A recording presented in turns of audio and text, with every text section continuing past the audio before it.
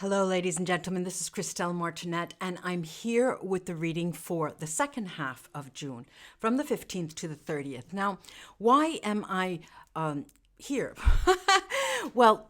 We all know that in the second half of the month, on the 20th, there's the solstice, winter and summer solstice, depending on which hemisphere you are in. And on the 21st, there is the solar eclipse, new moon, solar eclipse. Now, because of this very powerful energy, I think it would be really important if we talk about the solstice a little bit so you can get into the ritualistic state of mind. So what is this solstice? It's the time in every summer or winter, depending on where you are, when the sun reaches its highest peak in our sky, and each winter when it reaches its lowest point. So these events are the solstices, and they correspond with each of our own rhythms. And this is really important, helping us to understand what and where to focus on in this changing cycle of life. They're powerful points, as I mentioned, in the celebration of light. And it's a moment when you should honor your path and consciously expand. Let's talk a bit about the power of the sun. It's no surprise that the sun is one of the most powerful planets, natural forces. I don't want to call it a planet. It has had so much importance in human history.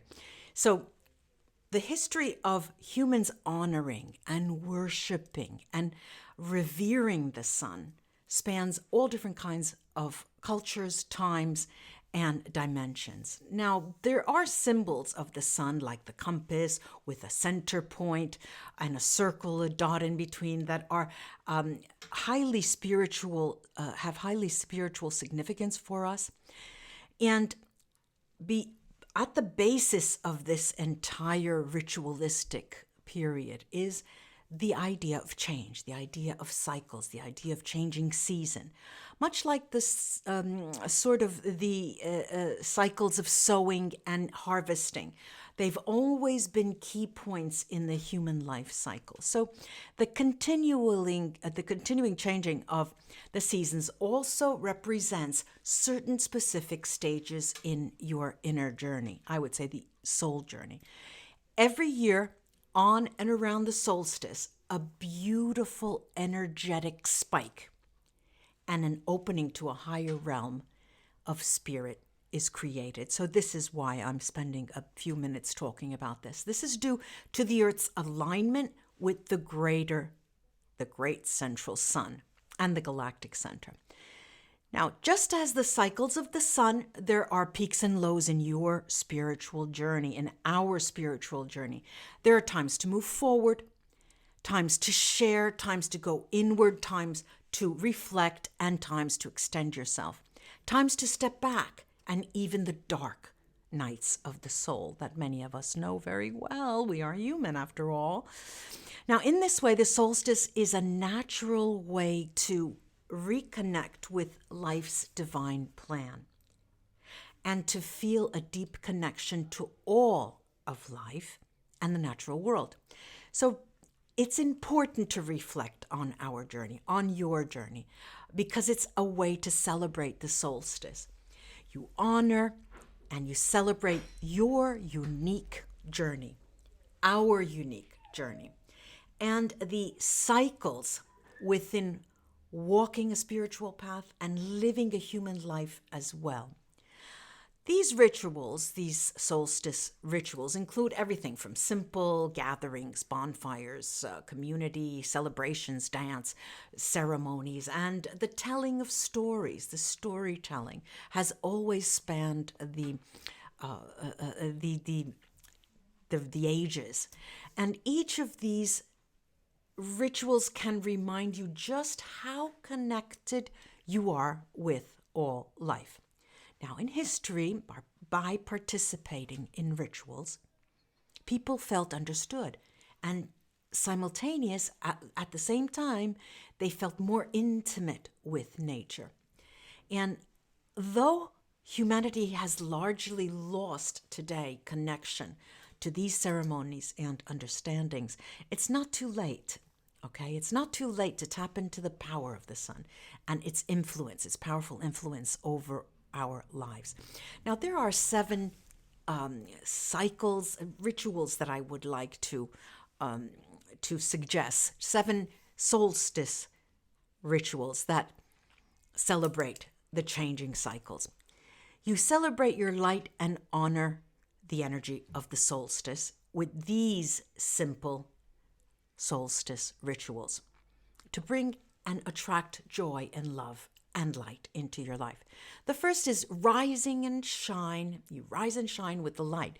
So right when you wake up on the day of the solstice, and I'm speaking to you at least a week before, just about a week before even putting your feet on the floor, allow yourself to generate and be filled with a sense of light and joy.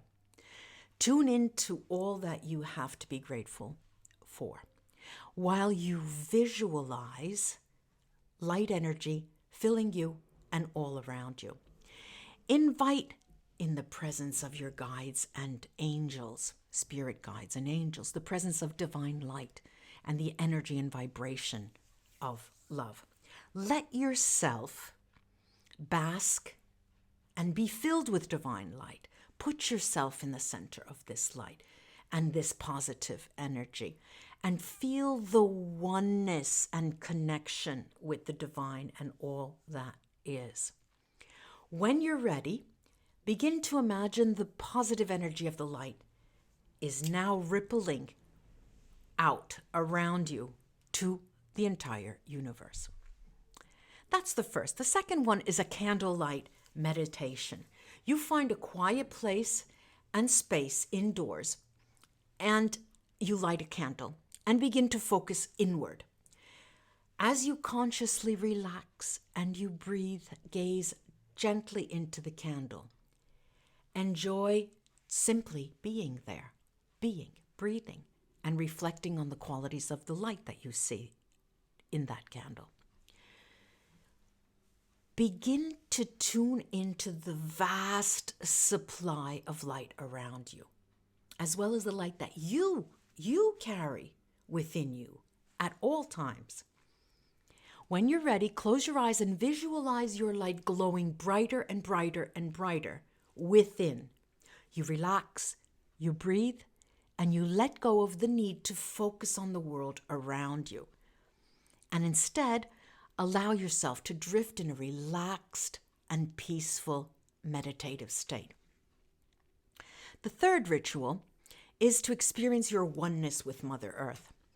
Walk outside and sink your feet into the earth. Take your shoes off, put your feet into the earth. Feel your energy grounding to the core of Mother Earth in a column of light, as if the light would be traversing you from top to the ground.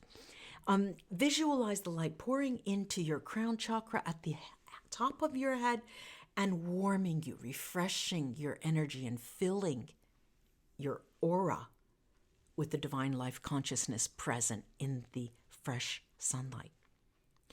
As you stand on the earth, on Mother Earth, with your feet apart, your arms uncrossed, and your hands facing up in a gesture of receiving,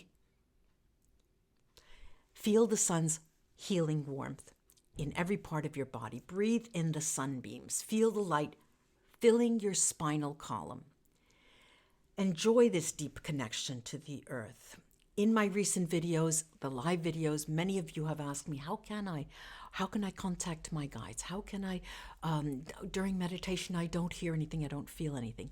Try to take it one step at a time. And the solstice is an excellent time to do this. Another ritual is to honor the directions. What do I mean by the directions? Many indigenous tribes and ancient cultures around the world have observed for a long time and celebrated the directions. There's a special kind of power that you can tap into by turning into them. To do this, and in addition to the 4 cardinal directions, north, south, east, and west, I also like to tune into the sky, the earth, and the light within. And as you tune into each direction, face that way. Face east, face west, face north, south, in, above, and below. Movement, dance, or yoga are wonderful ways to further experience this connection with each of these sacred directions.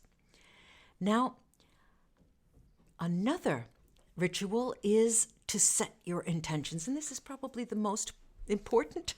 The most important. You find a quiet space to relax and breathe and focus inside. When you've reached a deeper meditative state of mind, set the intention to feel a sense of transcendence and oneness. Visualize this sensation being rooted within you and then expanding outward to impact all other areas of your life. Next, begin to think about specific areas you would like to expand upon in your daily life. Perhaps your relationships, expressing joy, experiencing perhaps greater love, greater abundance, manifesting a new opportunity, a promotion at work, or whatever is important for you during the next 6 months.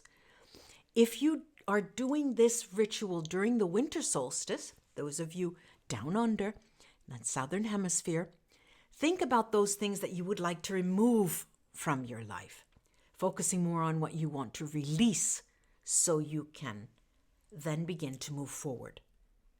Okay. Give thanks for the opportunity to focus on this work. That's how we should always end our rituals. Now, another one is what I call the fire ceremony. Solstice. I knew I was going to get my tongue tied. Solstice fire ceremony. Either summer or winter, fire is always a wonderful way to honor and celebrate the light as humanity has always done during the centuries. Honoring the solstice with fire is simple. You light a candle or make a small fire outdoors and let yourself reflect on the beauty and qualities of the light. And on a piece of paper, you write down things you have accomplished, things you have finished, things you have done, things you've accomplished during the last 6 months. And this is just to take a minute and then read what you've written and read it out loud before burning the paper in celebration and gratitude.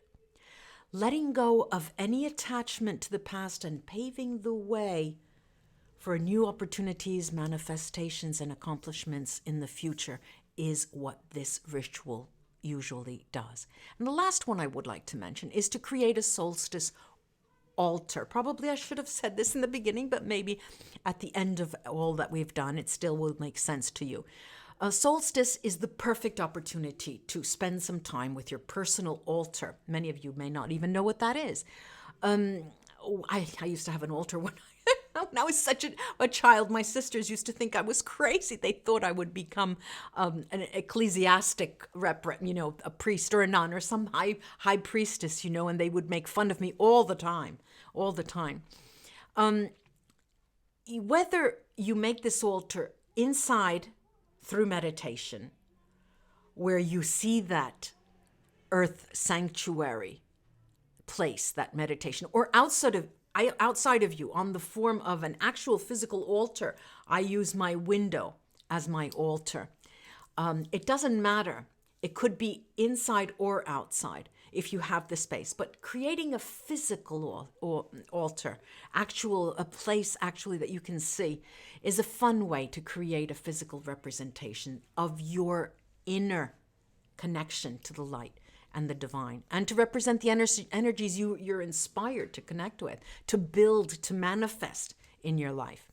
So in order to create a solstice altar, first, find some sort of table or shelf. Like I said, I use my window. It's right under light. So every time I put my crystals there, any full moon, every moon cycle, they're always in the light of the moon. And somewhere the light can shine in to that altar, because the solstice is all about light.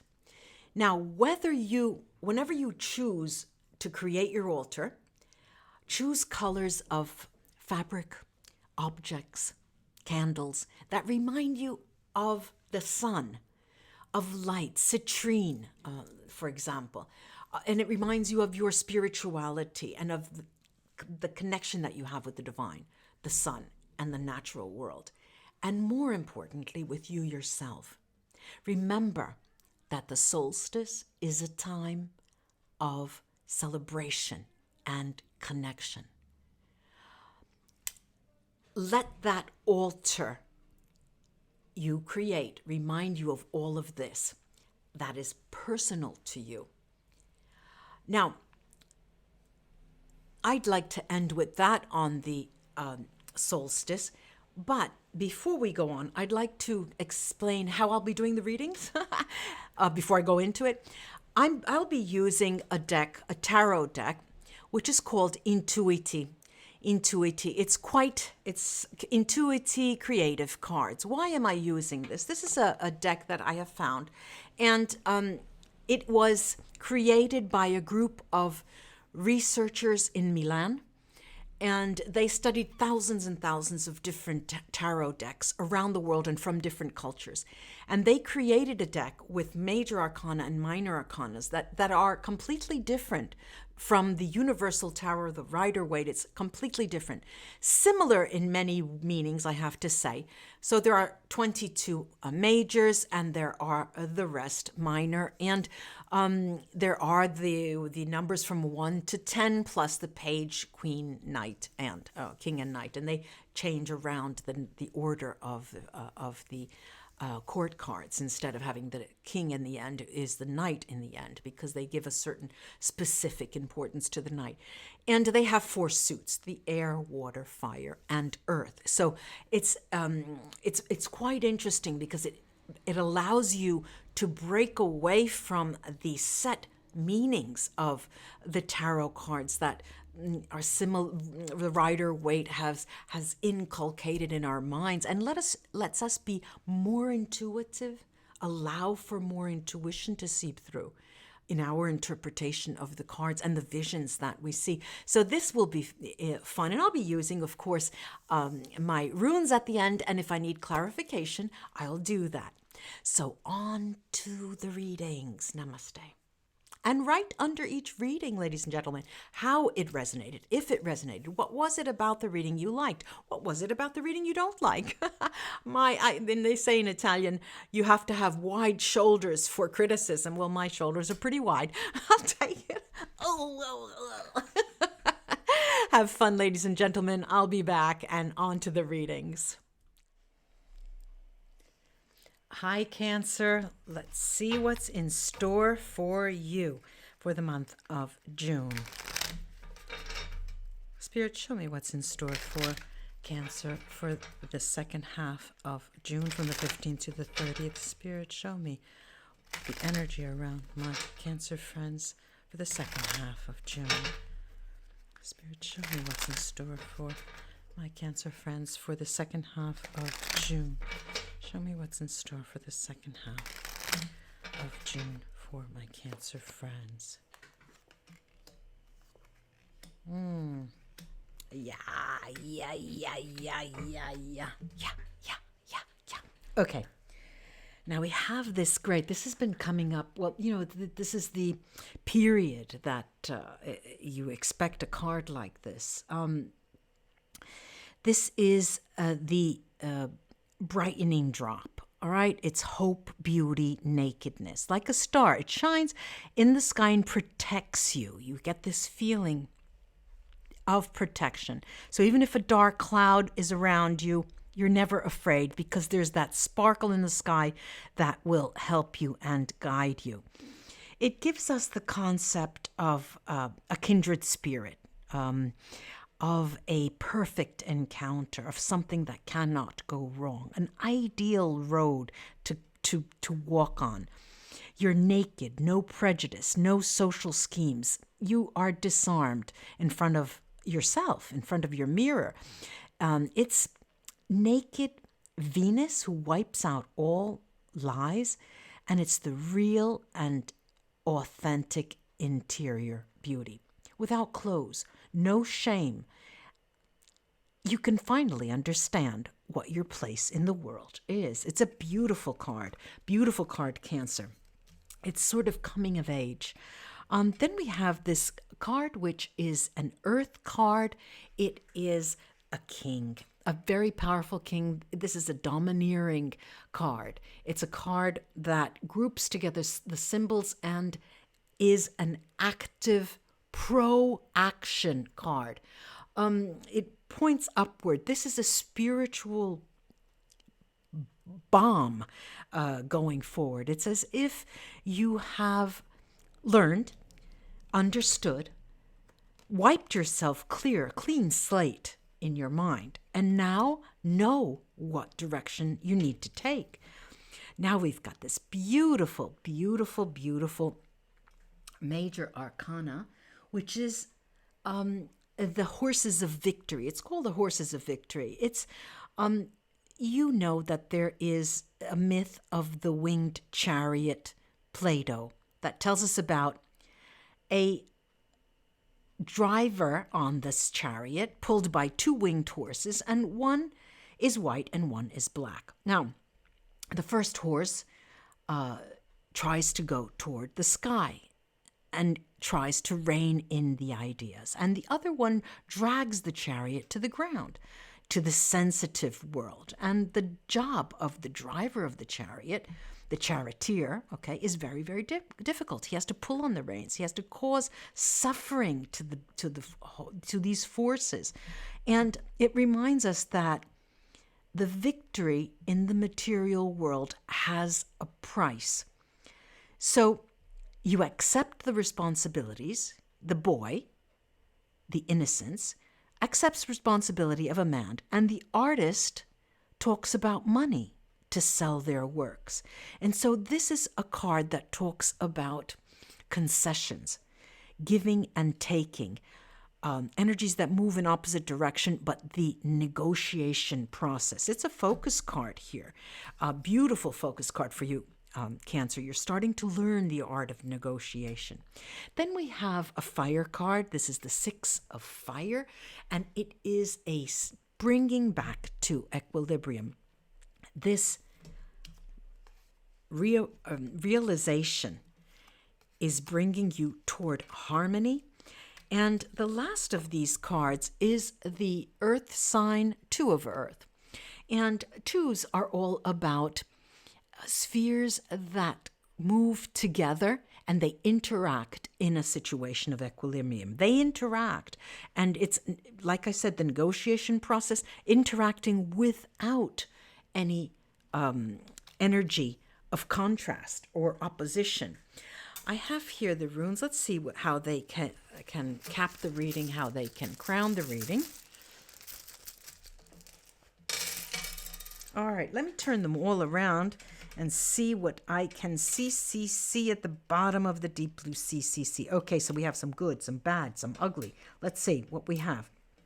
All right, now, let me get out of the way those ones I don't like, because either they're Merkstave upside down or they're telling me something I don't like. All right, first of all, we have this Algites, which is Merkstave upside down, and usually talks about a fortunate new influence in your life. It's a protective room, but I don't see that here.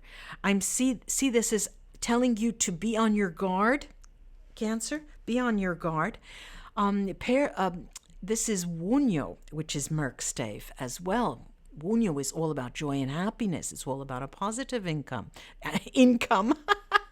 It's about, sorry, I'm laughing, but I meant outcome. And I said income. Isn't that funny? It's all about joy and happiness and a positive outcome. But since it's Merkstave, it talks about extending that into the future. This is what you would like, but it's not here for you in this period, this time frame. I also have Isa. Now, Isa is literally ice. It's literally freezing. It's a cooling down in relationships. You are moving in different directions, trying to get your ducks in a row, okay? And then you stop, take a look at those things around you, and you realize that the world has continued to turn, and you expected people to be, clapping and waiting for you at the finish line, but they're busy, okay? This is a metaphor, of course. So now this is need, and need is the rune that talks about a delay. It talks about constraints, things out of your power. Okay, we get that. Let it go. Again, there's another Merkstave is Björk Bergkanon. And what does that talk about? Usually it's fertility, birth, a family. If you're expecting to become pregnant, this is not the period for that. It's Merkstave, so there is no new beginning or a new project. This is all delayed with the other runes. But we have Urus. Urus is a rune of strength, a vital force and energy. It talks about recovery from illness. It's a strong emotion for men, especially. It's a healing rune. It's sort of a Taurus-like energy, grounded energy, but it calls for sacrifice. Now think about that in your meditations, as I suggested at the beginning of the video. What do I need to sacrifice? And you might find the answer. Kinats, warm fire, strength, energy, power, opening up. Again, the strength, power, energy, opening up. Gifu, give and take, give and take. This is a gift. Development in romantic relationships, slowly but surely, once you've calmed down. Pedro, the beautiful, mystical, magical rune. Pedro is all about hidden secrets, the occult. Secrets emerge and surprises occur. Lagos, thank God, it's bright stave. It's all about a female energy, intuitive knowledge, good memory, and success in learning. Hurrah! Because when the chips are down, you're able to understand. Then I have beautiful Suilo, the rune of victory and power, and success. So there are three voices shouting out to you. Cancer, success, success, success. But more than success, there is the power. You have imbued power. You gain so much power and strength. I hope this was of help to you. Cancer friends, namaste. Until we read together again. Bye-bye.